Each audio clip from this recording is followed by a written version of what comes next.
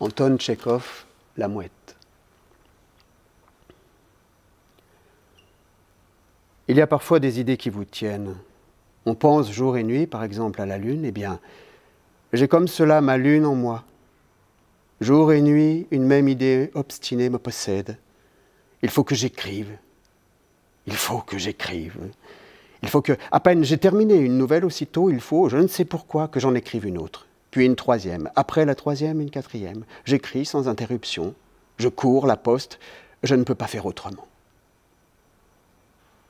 Quoi de beau et de lumineux là-dedans, je vous le demande.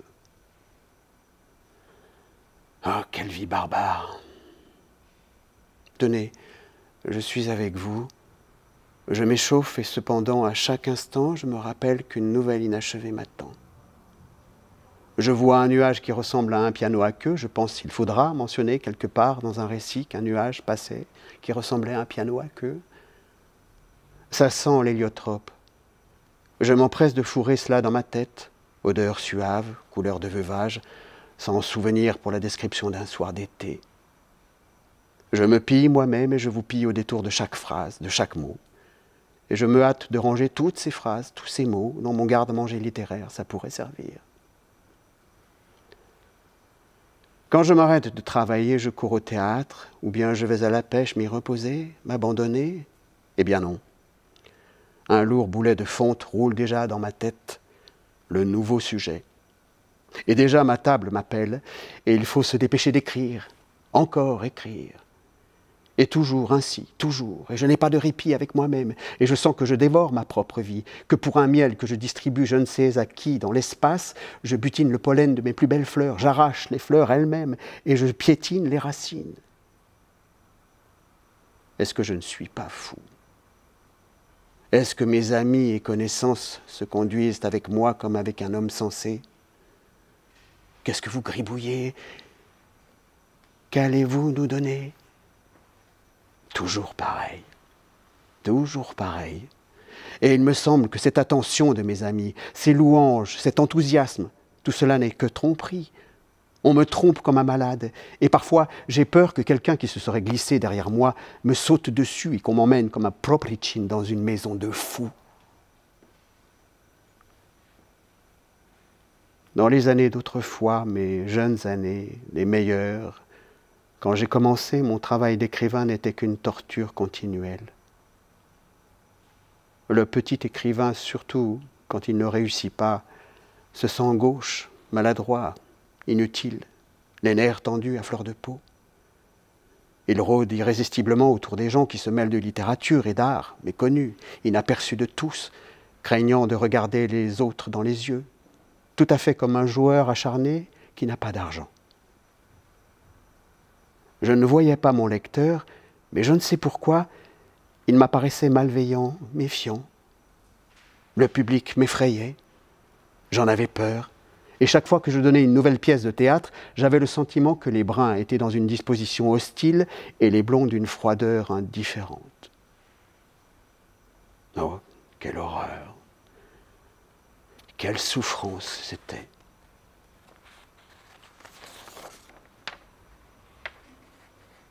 Si, quand j'écris, c'est agréable. Lire les épreuves, c'est agréable.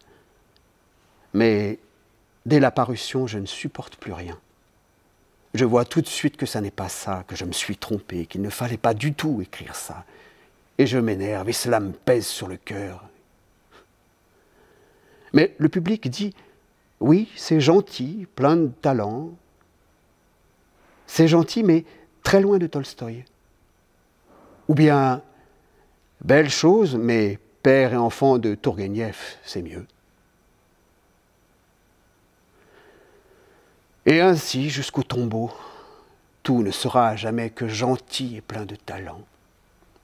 Gentil et plein de talent. Rien d'autre.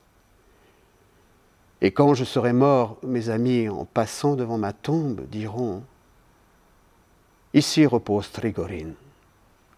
C'était un bon écrivain, mais il écrivait moins bien que Tourgueniev. »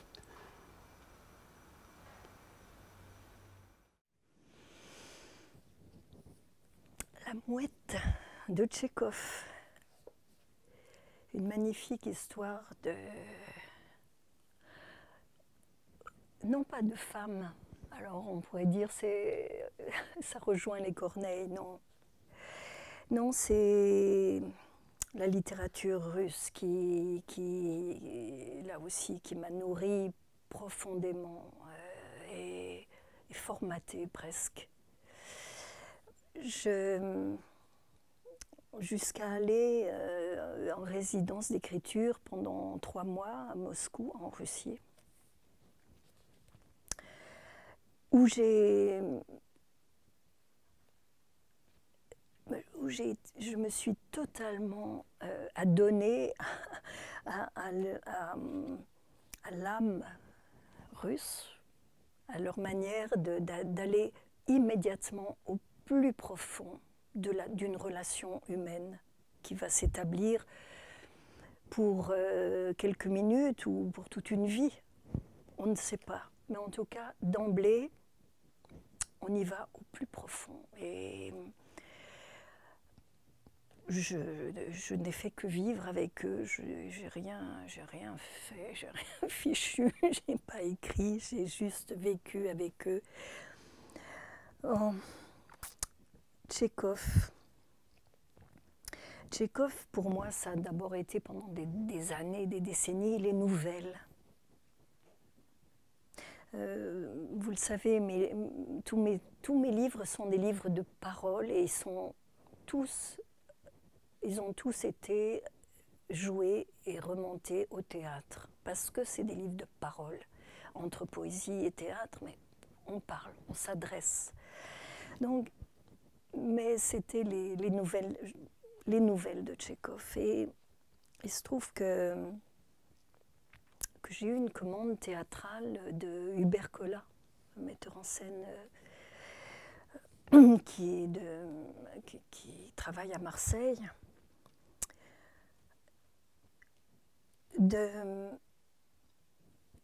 ainsi que de 3 autres femmes écrivaines de poésie, de choisir un acte et de réécrire aujourd'hui un acte de La Mouette. Donc je suis entrée dans le théâtre de Tchekhov et éblouissement là aussi, bien entendu. Je choisis l'acte 2 et dans cette pièce, il ne s'agit évidemment pas du tout de mouette, il s'agit d'art. 2 écrivains, 2 comédiennes. Un jeune futur écrivain de poésie contemporaine, on va dire, en tout cas en recherche, et un écrivain et un autre personnage d'écrivain arrivé, un professionnel, on va dire, un professionnel talentueux, un pro, quoi. Quelqu'un qui ne vit que pour l'écriture. En face, à côté, interférant avec ces 2 hommes, 2 femmes, une jeune future comédienne, Nina la Mouette, celle qu'on appelle la Mouette, voilà, c'est Nina, et une comédienne, une grande comédienne, très Arcadina, très coquette, très mûre. Et dans l'acte 2, il y a un dialogue entre l'écrivain professionnel et la jeune future comédienne, où Trigorine, donc l'écrivain arrivé, parle de l'écriture, parle de son métier. Et c'était magnifique, exaltant absolument de retravailler, moi, ces 4 personnages et cet acte-là, où effectivement ça ne fait que parler de ça, quoi. Les 2 comédiennes parlant du travail du théâtre, et les 2 écrivains parlant du travail de l'écriture. Et c'était l'époque, c'était 2015, c'était l'époque des attentats de Charlie. Et moi, je me suis sentie totalement aussi bien les deux, comme, enfin, pas du tout la mouette, mais évidemment Arkadina, dans son âge mûr, sa peur de vieillir et sa dévotion à son art. Et les deux écrivains, aussi bien le jeune Treplev dans sa recherche frénétique de nouvelles formes, qui ne touchera pas son public, qui va finir par se suicider lui aussi. Et puis Trigorine, qui est l'écrivain acharné à travailler, acharné à sa table. Et cette expérience, de travail à plusieurs, puisque chaque acte avait été pris en charge par des écrivaines, a donné une pièce enfin totalement folle.